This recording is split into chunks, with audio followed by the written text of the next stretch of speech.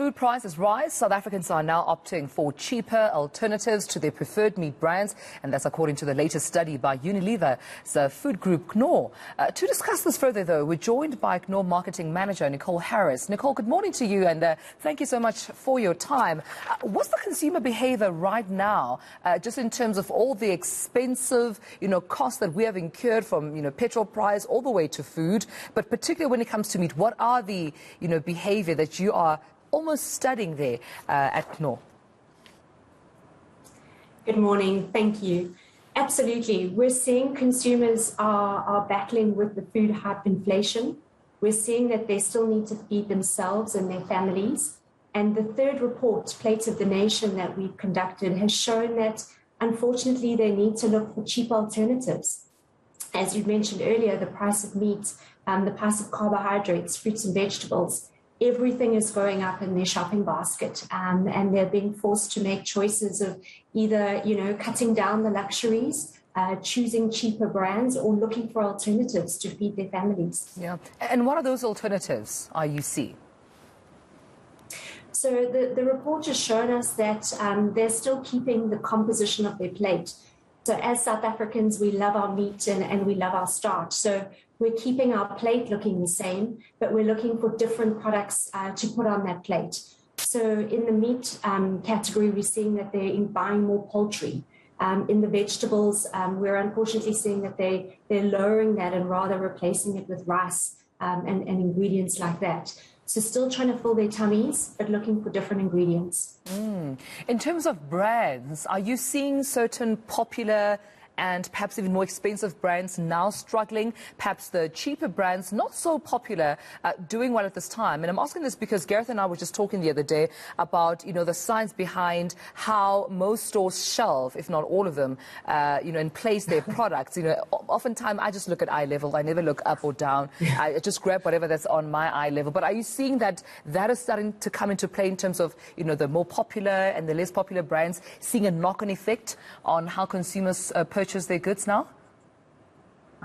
Yeah, so the report has shown they're looking for cheaper alternatives. What we're trying to do as the Knorr brand is reinforce that we offer the best quality and great taste. And I believe that consumers will look for brands that are going to support them and help them, and that they've used in the past and that they know.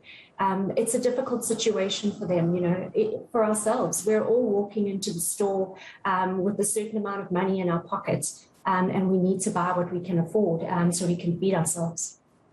I mean, we know that South Africans are meat lovers, and Nicole, 89% of South Africans admitting to eating meat, saying they love their meat. And I'm seeing the stats here that a typical South African plate mostly consists of starch, then contributes 41% to meat. You usually have your starch, your vegetables, and then your meat.